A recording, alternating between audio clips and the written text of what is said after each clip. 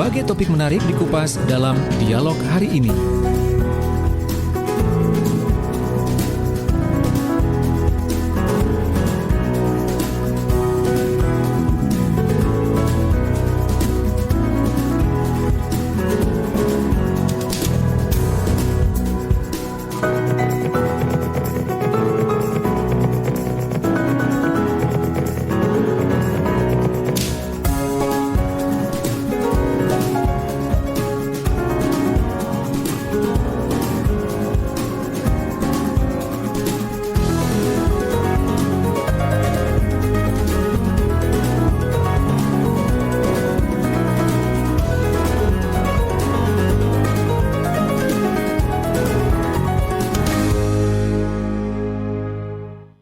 Ya, sahabat Suara Sidoarjo, pagi ini saya Tika Amsar masih lanjutkan kebersamaan dengan Anda ya.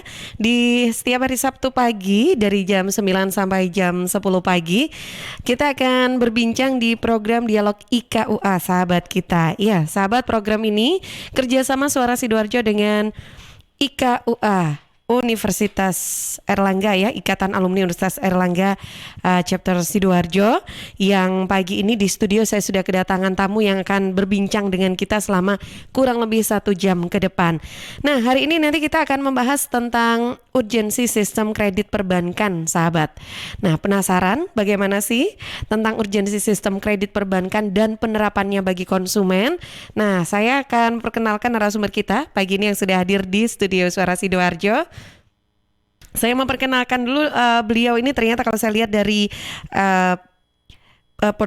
biografinya, ini beliau adalah aktif sekali di kalau dari riwayat pendidikannya dulu aja deh biar penasaran gitu ya. Nah, beliau menempuh gelar dari mulai pendidikan SD-nya ini di SDN 1 Pagendingan, Pamekasan, Madura, itu di tahun 1986, dan juga dilanjutkan di SMP Negeri 1 Larangan di Pamekasan juga di Madura tahun 1989, sahabat. Nah, beliau juga SMA-nya di SMA Negeri 1 Pamekasan, Madura tahun 1992.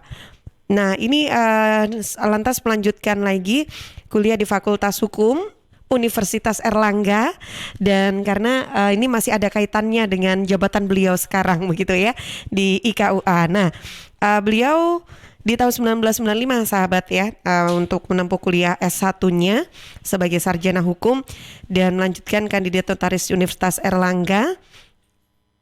Lantas sekolah pasca sarjana magister hukum Universitas Airlangga tahun 2015 ya, jadi S2 selaku magister hukum.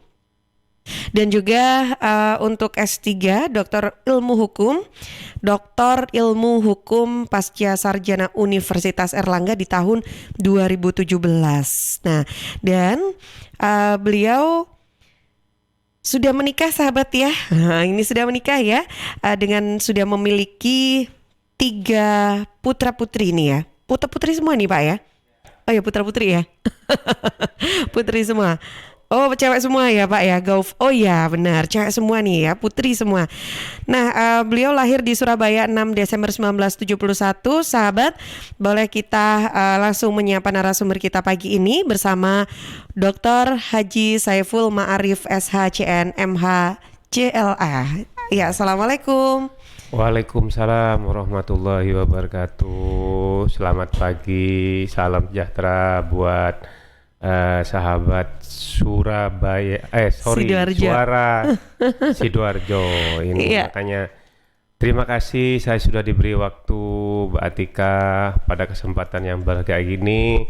Saya insya Allah siap untuk berbagi ilmu dan pengetahuan supaya kehadiran Suara Sidoarjo ini insya Allah bermanfaat buat yang mendengarkan dan buat masyarakat secara umum. Amin. Iya. Gitu. Nah, sahabat, Dr. Haji Saiful Ma'arif SHCNMH, ini beliau adalah Wakil Ketua Umum DPN Peradi yang juga Ketua 1 IKUA Komisariat Fakultas Hukum gitu ya, Bapak ya. Fakultas Hukum. Benar ya. Alhamdulillah sudah hadir di studio, dan ini berkaitan dengan tema kita pagi ini adalah tentang urgensi sistem kredit perbankan dan penerapannya bagi konsumen. Nah, mengawali perjumpaan kita pagi hari ini, sahabat, kalau saya sudah memperkenalkan beliau yang begitu luar biasa ya untuk menempuh pendidikan, concern sekali di pendidikan juga berkaitan dengan tema kita pagi hari ini. Langsung saja kita akan simak penyampaian beliau nih sesuai dengan tema kita pagi hari ini. Silakan Pak Saiful. Baik, terima kasih Mbak Atika ya. Seperti yang sudah disampaikan tadi, pada pagi yang bahagia dan cerah ini, alhamdulillah saya diminta untuk memberikan materi tentang urgensi sistem kredit perbankan dan penerapannya bagi konsumen. Para pendengar yang saya cintai dan banggakan, pada hari ini saya ingin mencoba memaparkan beberapa poin. Namun sebelum saya memaparkan, saya sampaikan juga selamat pagi buat sahabat Suara Sidoarjo, juga selamat pagi buat pengurus IKA Sidoarjo,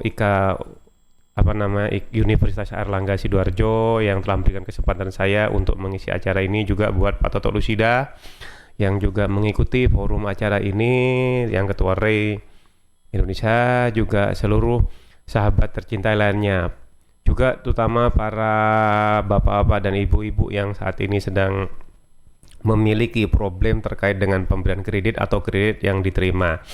Persoalan kredit ini memang menjadi persoalan yang saat ini menjadi persoalan serius ya Mbak, terkait dengan problem COVID. Nah, problem COVID ini memang menghantam seluruh sistem perekonomian. Nah, karena tema hari ini menyampaikan terkait urgensi pemberian kredit, saya coba menyampaikan beberapa poin saja.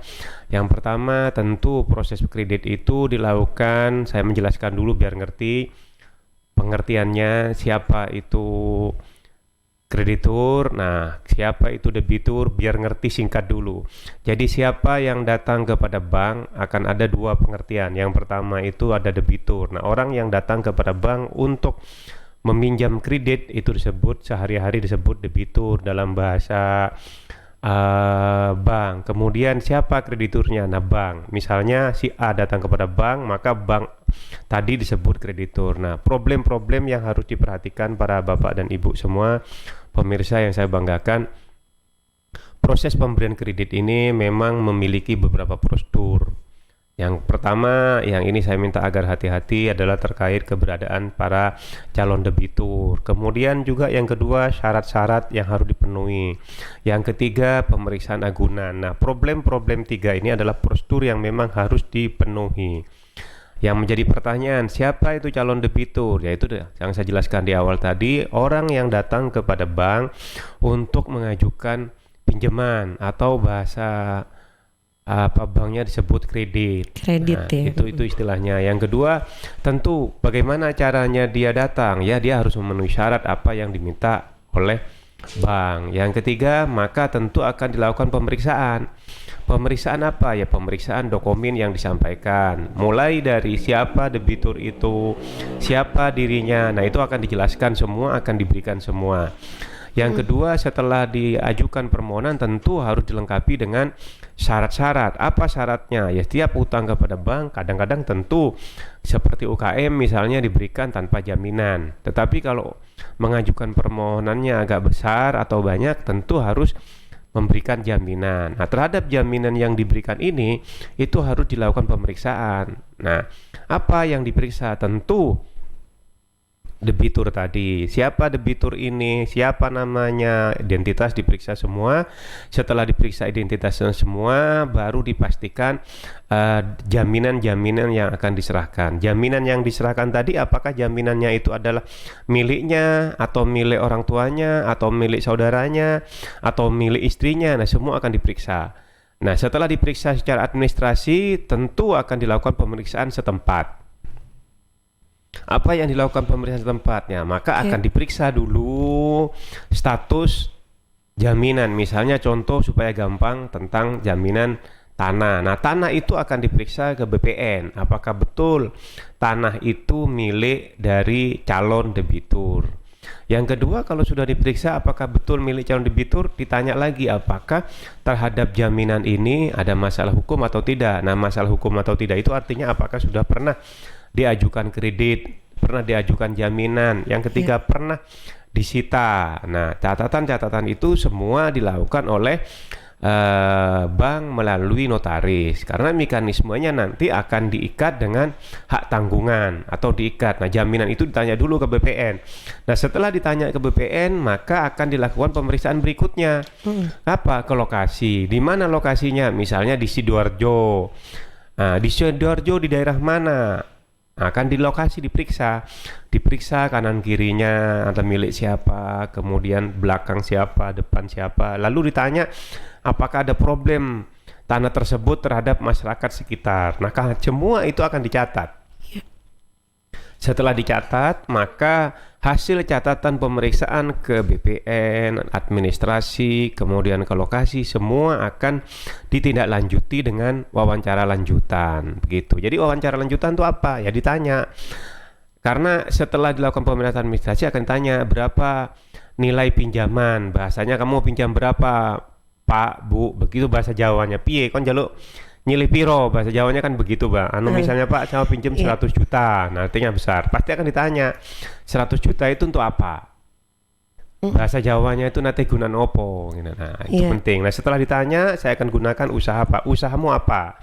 Nah, itu akan ditanya terus-menerus sampai kemudian terdapat catatan bahwa pinjaman itu adalah digunakan untuk usaha yang sudah jalan atau pengembangan usahanya. Nah, dari situlah kemudian akan ditanya, akan dicocokkan berapa nilai kredit yang dipinjam.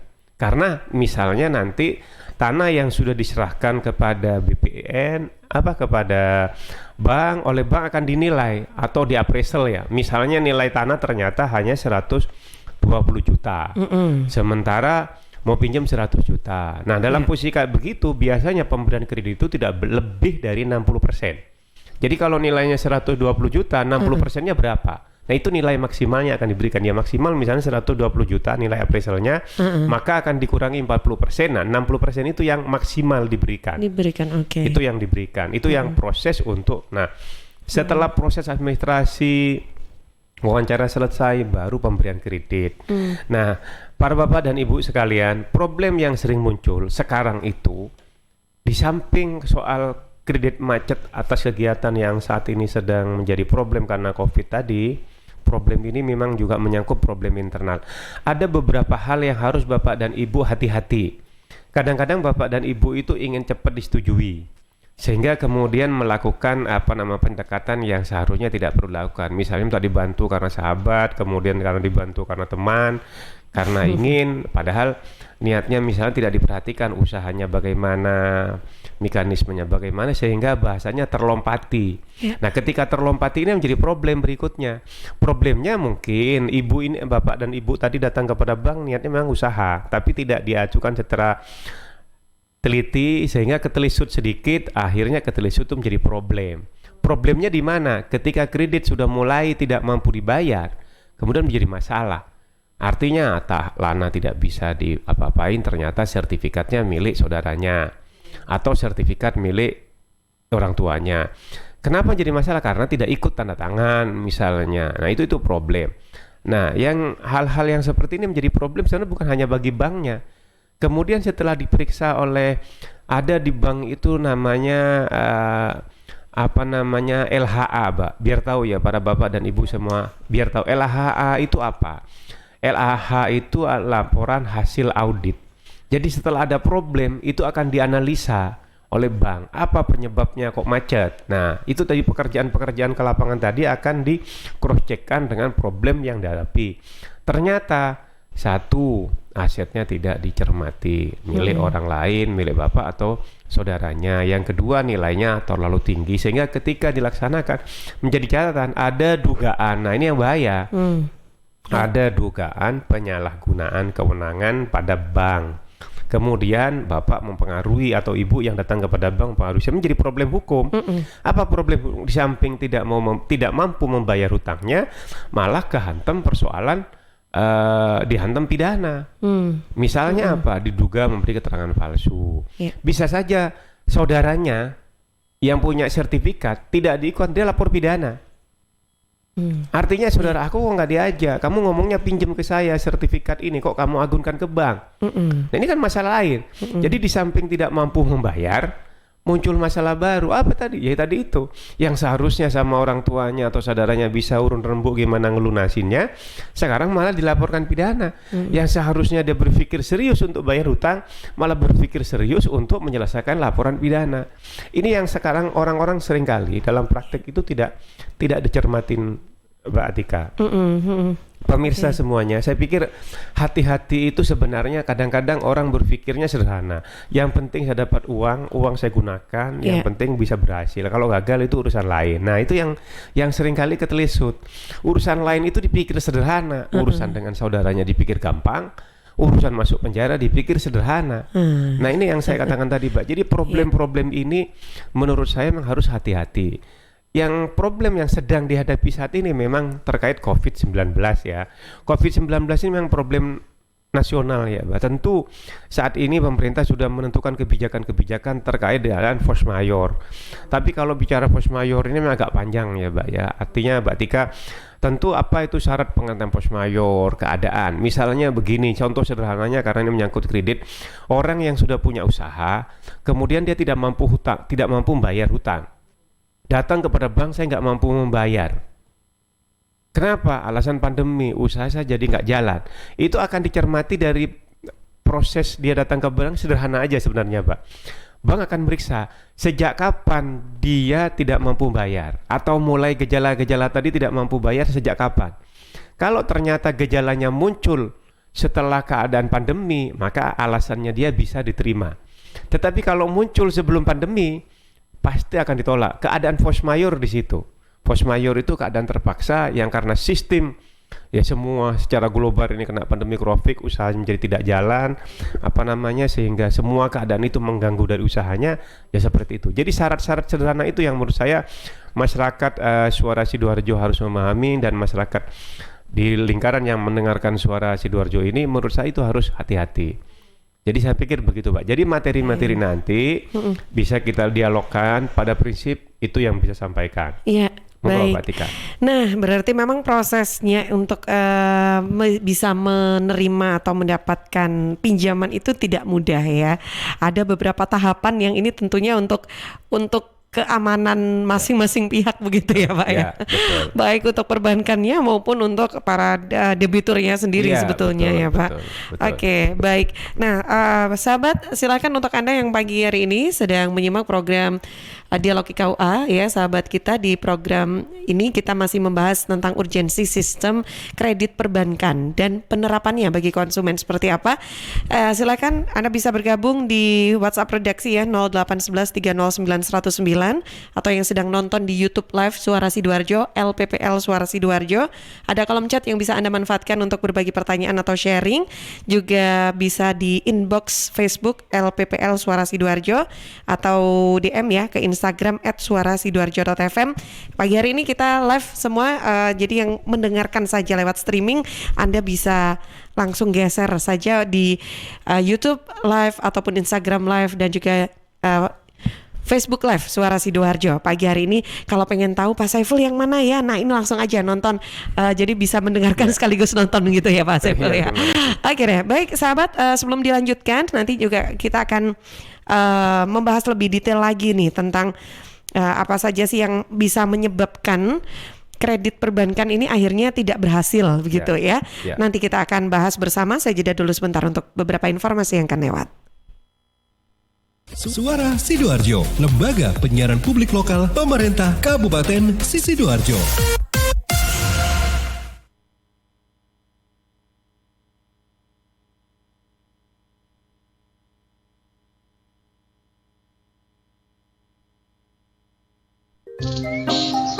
Lihat nih Jeng, Cheers punya kemasan baru 230 ml. Wah, imut ya. Iya dong Jeng, bentuknya yang kecil dan seksi, gampang banget dibawa kemanapun dan kapanpun. Wah iya, bisa muat nih di tas tangan, taruh di kotak makan si adek, dan gampang juga ya dibawa pas jogging. Bener, dan di musim virus kayak gini kita juga harus rutin minum air putih Jeng. Cheers Alkaline ini punya kandungan pH yang tinggi sampai 8,5. Jadi daya tahan tubuh kita lebih terjaga dan melindungi kita dari virus sampai resiko kanker. Nah, buat konsumsi di rumah atau di kantor, ada kemasan galon juga Jeng, yang 20 liter. Untuk pemesanan area Surabaya hubungi kami di telepon 0807 124 3377 atau WhatsApp ke 0877 77 24 3377. Bagi Anda yang ingin bergabung menjadi partner Cheers, bisa hubungi 031 84 95 888. Anda di rumah aja ya, biar kami yang ngantar. Cheers Alkaline Power 230 ml, seksi, healthy, easy. Untuk wilayah Sidoarjo dan sekitarnya bisa menghubungi Depo Candi di 0821 4225 6646 0821 4225 6646. Terima kasih sudah menghubungi Universitas Muhammadiyah Sidoarjo UMSIDA.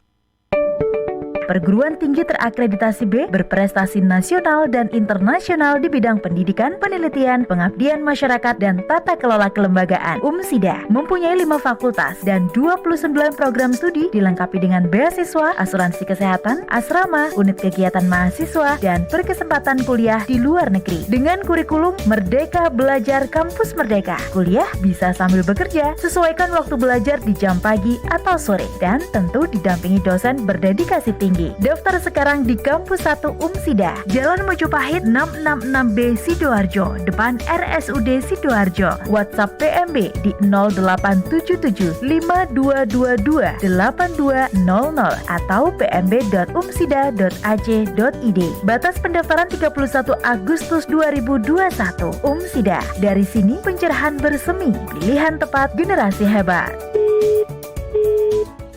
Rokok opo iki lho, kok putihan? Ya rokok kok, ya murah, ya akeh. Rokok ilegal ki. Masa rokok ilegal iki? Yo ki. Lah awakmu kok roh nek iki rokok ilegal? Rokok ilegal iki gak nek pita cukene. Samen paling roe bandrol kuwi lho. Rokoke kudu enek merek karo nama perusahaane sing terdaftar ndek bea cukai. Lokasi pembuatane ndek kene ya gak enek. Terus ndek kene rokok ilegal iki gak enek gambar karo peringatane teko pemerintah. Berarti rokok ilegal gak resmi no? Aduh ya mesti to Lemul. Rokok ilegal iki merugikan negara. Mergo ora bayar cukai sing digembangun negara. Walah cucu, sepenting wong-wong gak roh. Loh, gak iso le iki.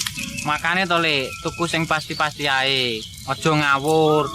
Laporkan peredaran rokok ilegal ke kantor Bea Cukai terdekat atau hubungi nomor 1.500 225 1.500 225. Iklan layanan masyarakat ini dipersembahkan Bea Cukai Sidoarjo. Ayo, ngewangi Bea Cukai, berantas rokok ilegal. Bea Cukai Sidoarjo, fokus mengawasi, tulus melayani.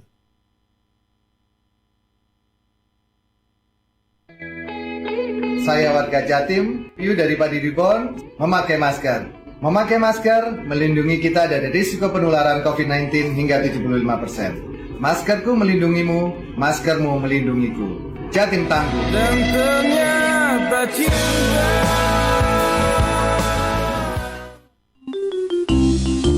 Tisu, masker, hand sanitizer, apalagi ya? Situ mau kerja atau mau camping sih? Kayak mau naik gunung aja. Hello, selama ini kemana aja? Ini yang perlu disiapin buat adaptasi kebiasaan baru alias new normal. Sekarang ini kita kudu dan harus terbiasa dengan kebiasaan hidup sehat, bersih, sesuai protokol kesehatan. Saat ini kita dalam perubahan pola hidup dalam situasi pandemi COVID-19. Jadi kita perlu melaksanakan adaptasi kebiasaan baru atau protokol kesehatan dalam kegiatan sehari-hari. Jangan lupa pakai masker, tetap jaga jarak, sering cuci tangan pakai sabun dengan air mengalir. Sediakan hand sanitizer kemana-mana. Kalau flu, di rumah saja. Nggak perlu bersalaman, say hello saja. Kalau nyampe di rumah, langsung mandi. Gunakan uang elektronik. Kalau naik kendaraan umum, jaga jarak. Balita atau lansia di rumah saja. Ayo menuju new normal dengan melaksanakan protokol kesehatan dan menerapkan adaptasi kebiasaan baru. Hei, udah jam berapa nih? Kebiasaan telat juga masuk new normal ya?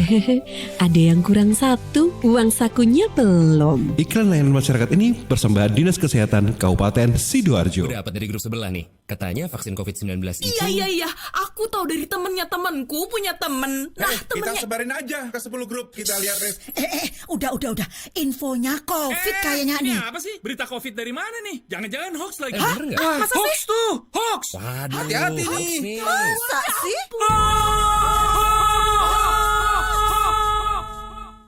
Selain virus yang mengancam, ada bahaya lain yang mengintai, yang memicu kebingungan, menghapus rasa percaya, membunuh optimisme, membangun rasa curiga. Ribuan hoax yang beredar menghambat penanggulangan pandemi. Stop hoax dari sekarang.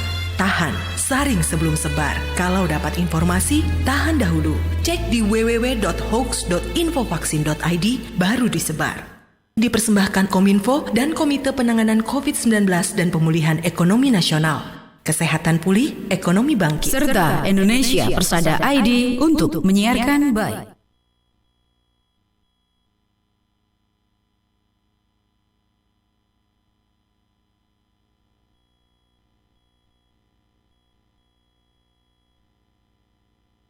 Ya sahabat, kalau Anda pengen wajah cerah dan glowing tapi nggak bikin kantong kering, yuk ke Ella Skincare, dapatkan diskon 50% untuk semua jenis treatment seperti Korean Bright Toning, Acne Cure Treatment, dan juga Salmon Skin Booster. Juga ada IPL dan masih banyak lagi sahabat. Syarat dan ketentuannya berlaku. Yuk rasakan pengalaman treatment nyaman dengan staf yang ramah dan memberikan hasil nyata serta harga yang terjangkau. Berbagai treatment dan produk berkualitas yang sudah berBPOM sahabat.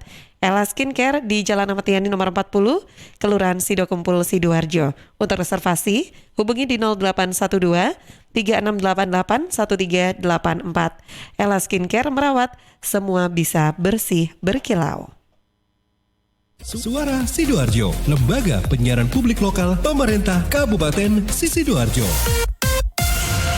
Ya sahabat, kembali di program Dialog IKWA sahabat kita ya. Pagi ini sebelum kita lanjutkan berbincang dengan narasumber kita, saya ke redaksi dulu. Ada yang sudah bergabung kan, Sa? Ya. Sudah ada yang bergabung dari... Ya. Sebentar. Oke. Ya, silakan. Oke. Sudah ada yang masuk di WhatsApp-nya redaksi dari Ibu Rena di Cemengkalan. Melakukan pelunasan terlalu cepat itu salah nggak sih Pak? Atau ikuti saja rules kreditnya? Kemudian dari Mas Faris di Betro, kemarin teman saya ikut kredit online Pak. Nah ada persyaratan yang tertera bahwa tidak ada agunan. Ini baiknya dilanjutkan atau bagaimana? Kemudian dari Mas Denny di Suruh, perlukah sebelum mengajukan kredit kita buat list kebutuhan modal kita Pak? Tidak. Tadi yang kedua siapa namanya? Faris. Oh ya, oke. Baik, terima kasih untuk yang sudah bergabung pagi ini dari Sidoarjo. Ada siapa tadi ya? Siapa yang pertama? Mbak Rina ya? Oh iya, Mbak Rina di Cemengkalang, Mas Faris di Betro, dan juga Mas Denny di Suruh Sidoarjo. Iya, ini kita mau menjawab pertanyaan dulu atau melanjutkan dulu, Pak Saiful? Boleh, jadi begini. Sambil begitu ya, Pak? Sambil nanti pertanyaannya kita kupas. Iya. Terkait dengan pemberian kredit, itu sekarang ada satu hal yang coba ingin saya jelaskan biar ringkas 2 menit ini bisa dimengerti teman-teman. Yang pertama terhadap kredit bermasalah itu. Nah, bagaimana proses penyelesaiannya? Nah, ini kan harus dipikirkan. Jadi bagaimana jika terdapat kredit masalah, proses penyelesaiannya. Para Bapak dan Ibu semua yang saya hormati dan banggakan, suara Sidoarjo, tentu terkait penyelesaian kredit macet itu ada beberapa cara. Yang pertama itu rescheduling itu daftar ulang. Kemudian yang kedua reconditioning, jadi di kondisinya. Kemudian restructuring. Nah, itu penyelesaian. Jadi itu namanya istilahnya penyelamatan kreditnya. Jadi bank itu punya kebijakan. Jadi di schedulin ulang, itu ada atau diatur baru rescheduling. Jadi restrukturisasinya seperti apa? Misalnya penurunan bunga, perjangkaan waktu, pengurangan tunggakan kredit, pengurangan tunggakan pokok kredit, penambahan fasilitas kredit, konversi kredit menjadi penyertaan modal. Nah, itu yang bisa dilakukan, Mbak, dalam rangka penyelamatannya. Beda kalau nanti penyelesaiannya kredit itu biasanya dibawa ke proses pelelangan. Itu diurus oleh KPKNL. Itu jadi bedakan antara penyelamatan dengan penyelesaian. Kalau penyelamatan itu artinya ya tadi itu mereschedule ulang. Kemudian melihat kondisinya, baru restrukturisasi lagi bagaimana terkait dengan kredit-kredit yang diberikan. Itu namanya masih kredit yang macet diselamatkan. Nah, yang kedua, penyelesaian kredit. Penyelesaian kredit itu ya sudah, kamu utangmu sudah harus diselesaikan. Artinya ya jaminannya akan diambil alih. Mekanisme perbankan lewat apa? Dijual lelang lewat KPKNL gitu loh, Mbak. Itu namanya. Jadi para pemirsa yang saya banggakan semua, jadi prosesnya seperti itu.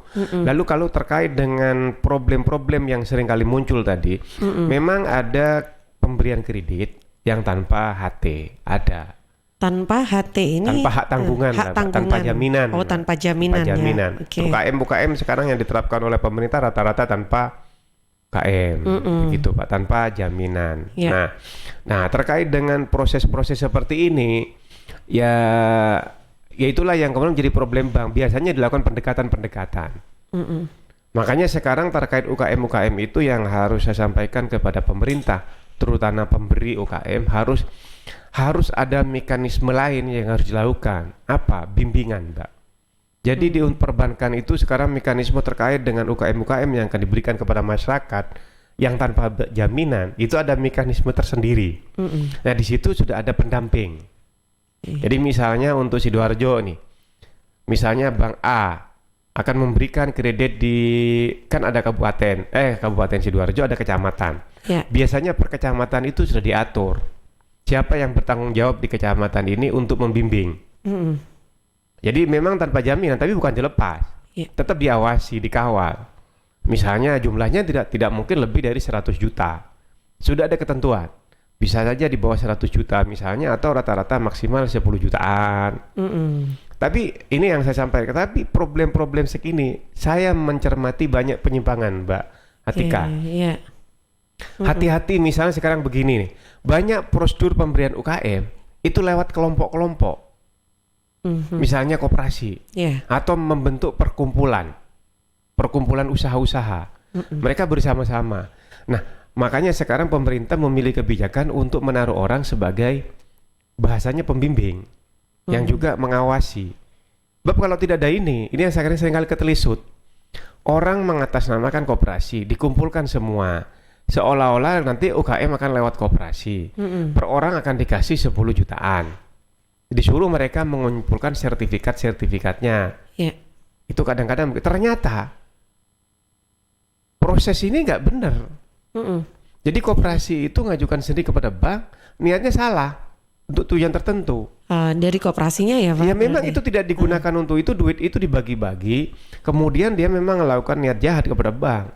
Dan itu saya seringkali temui di beberapa bank dengan menggunakan koperasi yang jumlahnya besar, akhirnya jadi korban adalah dua. Masyarakat yang sertifikatnya sudah kadang dikasih, kemudian memang tanpa jaminan, tapi sertifikat di dia. Kemudian oleh mereka dijadikan pola jaminan. Kadang-kadang disuruh tanda tangan di atas kertas kosong. Tanda tangan di atas kosong orang kan nggak paham. Nah, makanya disinilah diperlukan pembimbing yang tujuannya mengawasi apa betul koperasi itu betul-betul memberikan kepada anggota koperasinya. Berapa nilainya harus dipastikan. Bagaimana proses usahanya itu harus sudah masuk ke real, Mbak. Nah, jadi pemerintah sekarang itu berusaha untuk membangkitkan ekonomi masyarakat di daerah. Itu bagus.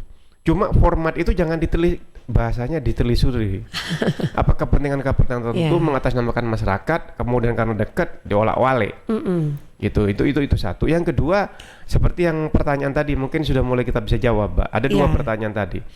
Yang pertama tadi yang tanpa jaminan ya. Tidak ada agunan tadi ya. Yang pertama pelunasan cepat. Yang kedua tidak ada agunan. Itu gimana? Pertanyaannya apa tadi? Kalau pelunasan cepat itu apa? Gimana? Kan coba diulang. Sebentar. Pelunasan cepat itu berarti dia sudah masuk kategori sudah kredit bermasalah. Oh, malah Jadi masuk dia- kredit bermasalah. Jadi bermasalah, makanya dia minta pelunasan dipercepat. Oh, gimana kan Sa? Bisa. Pertanyaannya? Melakukan pelunasan terlalu cepat itu salah nggak sih Pak? Oh, salah tidak Pak kalau melakukan pelunasan cepat, misalkan kredit selama misalkan 10 tahun, belum 10 tahun udah Dimajukan. dilunasin. Ya ternyata betul, bagus Mbak pertanyaan. Alhamdulillah, berarti dia niat berusaha untuk segera selesai. Iya. Segera selesai. Jadi begini, orang yang sudah punya utang misalnya 100 juta kepada bank, sudah dicicil kira-kira 30 jutaan, kemudian di tengah jalan dia kemudian mendapatkan keberhasilan, dia ingin melunasi. Nah prosedurnya dia datang kepada bank. Nanti mekanisme perbankan sudah ada. Nah hitung-hitungannya tentu akan dikalkulasi, nanti diserahkan kepada penyelesaian utang. Jadi bukan kredit bersalah, ini sudah melunasi, mempercepat. Gitu. Nah, Tapi ada penalti nggak sih Pak? Mempercepat itu ada dua, merubah pelunasan atau mempercepat waktu. Kalau tadi misalnya hutang 1 tahun, sisanya kan masih sudah lunas 3 bulan, masih ada bahasanya kalau 12 tahun berarti kan masih ada 9 bulan. Dia ingin 4 bulan, karena dia sudah punya asumsi, gak apa-apa datang ke bank, Mbak saya rubah, saya lunasi jadi 4 bulan. Nah itu gak masalah. Kuncinya adalah datang kepada bank untuk menjelaskan bahwa dia ingin mempercepat proses penyelesaiannya. Itu mekanisme yang bisa dia lakukan. Itu karena alhamdulillah berhasil atau ada modal untuk kayak begitu. Kadang perbankan ada yang kena penalti tuh Pak. Gimana? Ada yang kena penalti tuh. Ada penalti yang diberikan. Enggak, itu hitung-hitungan sudah ada. Enggak ada. Di bank itu sudah ada ketentuan-ketentuan kayak begitu. Makanya mekanismenya proses penyelesaian berdialog dengan pihak perbankan nanti. Di bank itu ada yang ditugasi untuk urusan begitu. Sehingga nanti dia cerita, ini loh Pak, dana sudah. Nah, meyakinkan bank mempercepat itu tentu tidak sekedar Pak saya akan melunasi percepat, tapi jamin apa dasarnya? Misalnya enggak, saya ingin lunas, tapi bank kan bisa nolak. Karena tidak ada modal. Kalau salah satu yang paling nyaman itu dana ditampung di bank atau dilihatkan laporan keuangannya, bisnisnya bagus. Nah kayak sekarang ini kan bank itu harus hati-hati. Ada satu lagi mekanisme yang terjadi itu begini, ingin merubah. Jadi misalnya dia ikut bank konvensional, kemudian mau pindah ke syariah. Ini juga problem Pak. Kenapa? Karena ada salah satu misalnya menurut kiainya, ini saya datangin dan saya terima seperti itu kejadiannya. Ternyata di banknya nggak mau. Karena kalau dipindah pada bank itu punya sistem tersendiri. Jadi dari bank konvensional mau pindah ke bank syariah itu tidak sederhana. Artinya ada berusaha, salah satunya adalah di take over, bisa take over atau dilunasin, kemudian baru dipindah. Melanjutkan. Karena bahasanya itu yang syariah itu mengatakan bahwa tidak istilah bunga. Bagi orang yang basic agamanya kemudian mengatakan bahwa bunga dan segala sesuatu itu riba, dia nggak mau, makanya pindah. Nah itu kan juga proses harus selesaikan. Dia terganggu kesehariannya. Jangan-jangan saya dapat duit, tapi dari keuntungan saya taruh. Kalau bunga kan nggak ada masalah. Kalau hutang kan udah dipindah. Tapi ini kan terkait hutang. Kalau hutang bagaimana? Nah bank sini nggak mau karena ada jaminan tadi. Mekanisme yang paling sederhana ada dilunasin. Kalau dia ingin aman, maka dia harus mencari bahasanya itu investasi modal dari orang lain untuk nutup ke sini dulu. Kalau ini sudah tutup, baru dia pindah kepada bank syariah, sehingga sistem hutangnya berubah mengacu kepada sistem syariah. Nah ini juga ada proses penyelesaian juga, Mbak. Tetapi mau memindah dari bank konvensional ke bank syariah itu tidak sesederhana yang kita bayangkan ternyata. Bahasanya gimana, Pak? Wong tinggal enggak? Karena mereka punya kebijakan tersendiri. Hitung-hitungan sistem perbankannya beda. Gitu loh, Pak. Padahal dulu itu sama. Dalam satu atap ada bank ini punya bank konvensional juga punya bank syariah. Maunya dipindah, tidak sederhana itu. Gitu. Apalagi kalau banknya di bank lain. Bahasanya susah. Masuk ke rumah orang lain ya harus ikuti begitu. Itu yang saya katakan tadi, Pak. Lalu yang kedua tadi? Ya, yang kedua tanpa HT ya. Tanpa agunan, ya. Ya kalau tanpa agunan ya bagus. Lebih bagus ya. Artinya kepercayaan itu harus jaga. Tapi yang saya katakan di awal tadi itu harus ada nilai yang sudah ditentukan. Tidak mungkin tanpa HT itu misalnya di atas 10 juta tanpa HT jarang. Apalagi 100 juta tanpa HT nggak bisa. Nah, ada lagi satu begini. Dia tanpa agunan tapi dia diikat orang lain. Contohnya seperti apa misalnya nih Pak? begini, si A itu datang kepada B, pada bank B, kemudian dia memang tidak punya apa-apa. Dia sendiri tidak memberikan hati, tapi saudaranya jadi personal garansi bahasanya, Bang. Jadi dia ngajak saudaranya untuk menjadi penjamin. Jadi bahasanya saya tidak punya hati. Iya, kamu enggak, tapi saudaramu terikat gitu loh. Jadi jangan sampai, wah saya kan enggak ada jaminan, saya cuek aja, kasihan saudaranya. Jadi bahasa tanpa hati itu yang murni tanpa ada personal garansi atau jaminan dari pihak lain. Nah kalau itu ya tetap harus hati-hati menjalankan usahanya karena dia tidak terlalu besar. Gitu. Itu yang coba saya jelaskan. Barangkali ada pertanyaan lain mungkin. Ya, yang terakhir tadi kan siapa? Liz, gimana? Liz, benar. Oke, ya, silakan. Tadi ada Pak Denny ya, di Suruh. Ini ikut wilayah mana? Sukodono? Suruh. Benar. Perlukah kita sebelum mengajukan kredit kita buat list kebutuhan modal? Oh, list kebutuhan modal sebelum mengajukan kredit. Iya, apa saja yang bisa kita masukkan dalam list kebutuhan modal untuk bisa diajukan ya pinjaman sebagai ini berarti usaha begitu ya, untuk usaha gitu Pak? Ya, baik. Yang seringkali yang tadi tidak kupas, salah satunya adalah untuk usaha. Usaha itu banyak jenis, Mbak. Iya. Bisa karena dia secara pribadi atau hutang, tapi ada juga hutang untuk kepentingan badan hukum. Badan hukum itu berbentuk PT, CV atau UD, usaha dagang gitu, Mbak. Nah, terkait itu semua, maka prosedurnya berbeda. Kalau berbadan hukum itu harus mekanismenya adalah melibatkan seluruh pihak yang terkait. Misalnya PT, tentu di situ ada direksi. Nah, direksilah yang akan mengajukan permohonan. Siapa yang menjadi jamin? Jaminannya itu tentu atas nama aset PT. Begitu. Aset PT. Kalau aset PT-nya belum ada, Pak? Kalau aset PT belum ada ya tentu dia tanpa jaminan, nggak mungkin. Iya. Mencari personal garansi dari direksinya atau yang duduk sebagai pemegang saham. Jadi begini, si PTA perusahaan berhasil, tapi dia tidak punya aset. Tetapi dia memiliki pengurus. Pengurus itu direksi atau komisaris. Itu dalam bahasa sehari-hari disebut pengurus. Pengurus itu direksinya atau komisaris pemegang saham. Gitu loh. Nah, terhadap perusahaan itu, maka pemegang saham itu bisa mengajukan sebagai personal garansi. Personal atau direksi tadi. Saya misalnya si B di perusahaan berhasil, si B jadi dirut atau direktur. Karena dia ingin hutang, usahanya, perusahaannya pengen jalan, ya sudah saya menjadi personal garansi. Maka dia mengikatkan diri sebagai penjamin. Siapa yang datang kepada bank? Tentu direksinya plus pribadi direksi untuk menjaminkan hartanya dia, gitu.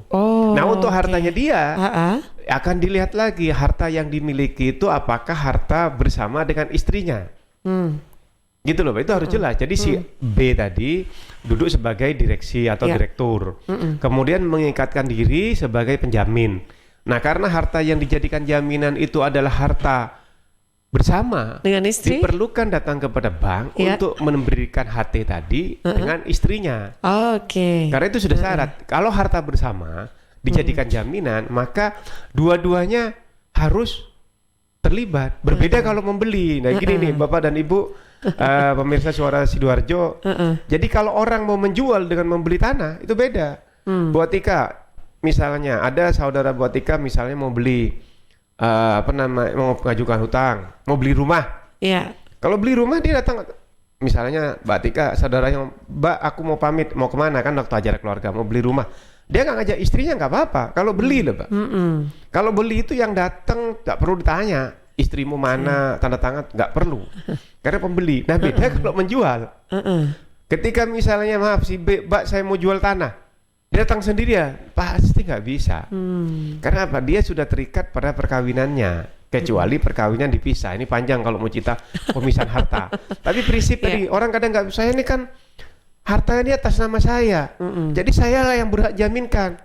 Nggak bisa. Kalau harta itu sudah menjadi harta bersama dalam perkawinan, maka ketika dijual, istrinya harus diajak.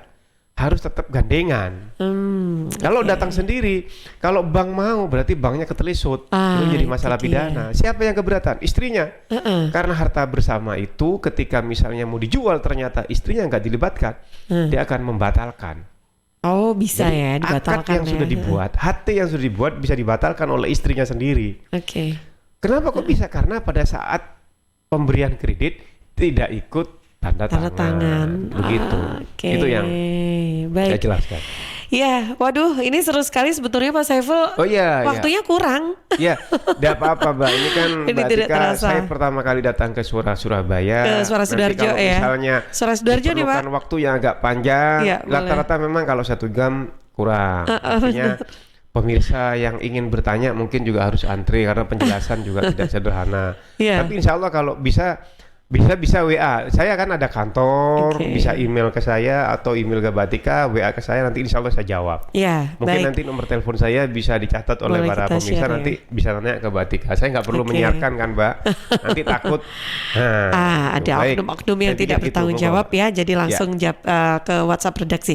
Ada yang kamu lagi kan saya? Oh iya, Pak boleh ya di sisa waktu kita masih ada berapa menit ini kita sapa dulu. Siapa kan saya? Ya dari Kak Keanu di Jemundo. Keanu di Jemundo. Oh iya. Sekarang ini kan lagi umum Pak investasi. Tapi kemarin ada yang menawari saya investasi tapi sistemnya kredit. Ini valid nggak ya Pak? Investasi sistem kredit Pak, valid tidak sebetulnya? Semua kan sudah ada aturannya Pak. Investasi sistem kredit itu harus hati-hati dan harus cermat. Karena investasi sistem kredit itu nanti ya dia akan tetap naruh duit tapi tercatat sebagai hutang. Oke. Gitu. Jadi yang namanya masuk istilah kredit ya dia harus investasi, dia taruh modal. Kredit dipinjamkan. Itu bahasa-bahasa kayak gitu harus hati-hati. Jadi para bapak dan ibu sekalian pemirsa Suara Sidoarjo, makanya saya bilang tadi ya informasi atau yang diterima itu harus tepat dan benar. Jangan asal mau. Saya investasi di tempatmu. Ternyata tujuannya ini cerita ini begini, Mbak. Ini serius. Jadi ada investasi antara 2 perusahaan. 2 perusahaan yang berhasil di Surabaya, datang tamu dari Jakarta, dia berikan sebuah perusahaan dan berhasil di Surabaya. Dan ini sekarang jadi persoalan serius. Nah, ketika berhasil, yang investasi karena PT ya. Jadi dia masuk, dia ingin karena begitu usahanya berhasil, karena dari Jakarta itu modalnya besar, dia mau ngambil alih usahanya. Makanya di situ kata kuncinya adalah dalam mekanisme pembelian saham, pengambilan suara lah. Kalau PT itu quorumnya. Nanti kalau quorum misalnya yang Surabaya itu modalnya 45%. Yang 45, yang sana 55%. Saran saya harus hati-hati dalam pengambilan keputusan atau quorum. Kalau keputusannya diambil 55% suara sah, maka yang 45 bisa diambil sahamnya. Bahaya. Jadi menurut saya investasi itu harus dicermati. Jadi bersama-sama datang, maknanya bisa dua, bisa memberikan pinjaman atau investasi memang share modal. Harus hati-hati pada perjanjiannya. Jangan sampai ketika usahanya, dia kan setelah berhasil di Surabaya, bla-bla-bla lah. Saat ini memang lagi banyak istilahnya orang yang datang ke tempatnya dia dan berhasil.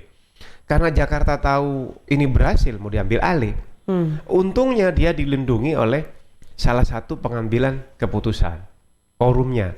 Nah kalau quorumnya di situ ditentukan 75% suara. Andai kata 55% diambil alih sahamnya oleh dia semua. Jadi kan mekanismenya panjang Pak, tapi forum-forum investasi itu harus dicermati. Bahasanya yang saya katakan tadi samakan dengan orang yang mau datang kredit. Investasi, siapa ini yang mau investasi? Modal investasi ini dari mana? Siapa aja yang dari situ? Usaha sebelum investasi ke tempatnya ibu tadi apa? Niat, sehingga terdapat kesimpulan investasi itu bisa dipercaya. Jangan sampai investasi masuk, buntutnya pertanyaan baru belakangan. Sudah jadi masalah, hilang lagi duitnya nanti. Problemnya. Saya Oke. pikir begitu. Baik, iya. Nah, Pak Saiful, ini karena ternyata sudah di sesi akhir ya untuk perbincangan kita pada pagi hari ini. Dari boleh disampaikan dari closing remarks dari apa yang sudah kita diskusikan bersama pagi ini, silakan. Baik. Pak Saiful. Iya.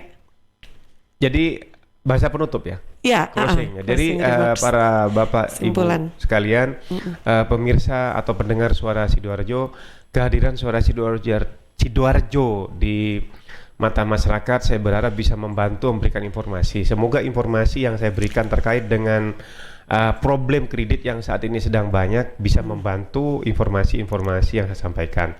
Kalau kurang memahami apa yang saya sampaikan, bertanya secara langsung kepada Suara Sidoarjo. Dengan begitu nanti pertanyaan-pertanyaan tadi bisa disampaikan kepada saya, nanti bisa di email kepada saya, atau bisa di WA kepada saya. Sistem informasi seperti sekarang, keberhasilan atau keberadaan Suara Sidoarjo sudah diperlukan oleh masyarakat sekitarnya.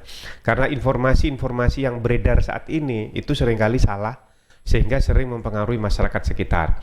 Informasi menurut saya harus dipastikan kebenarannya. Informasi yang diterima harus betul-betul lengkap. Informasi yang diterima harus detail, konkret, dan faktual. Bukan berdasarkan cerita yang hanya dari mulut ke mulut kemudian terpengaruh. Karena faktanya contoh kredit yang sedang menjadi besar adalah hutang cepat, usaha berhasil. Tidak dicermati, hutangnya nongkrong, berhasilnya gagal. Nah, Saya pikir itu, Pak. Ya, baik, terima kasih banyak Pak Saiful. Nah, tadi untuk sahabat Suara Sidoarjo semua yang ingin melanjutkan sharingnya, silakan. Mungkin ada yang mendengarkan saja terus malu untuk konsultasi, Baik. bisa email ya Pak ya ke Saiful Ma'arif Law Ya. @yahoo.com ya untuk nomor telepon. Dan untuk nomor telepon Pak Saiful nanti silakan WhatsApp ke redaksi Suara Sidoarjo ya, kami akan sampaikan nanti bagikan informasinya. Baik, terima kasih banyak Pak Terima Saiful atas kasih. waktunya, sharingnya, semoga Terima menjadi kasih. berkah, barokah juga dan bermanfaat untuk Terima kasih, semuanya. Mbak Tika. Ya, sampai jumpa lagi. Barakallah. Barakallah. Terima kasih. Assalamualaikum. Waalaikumsalam warahmatullahi wabarakatuh.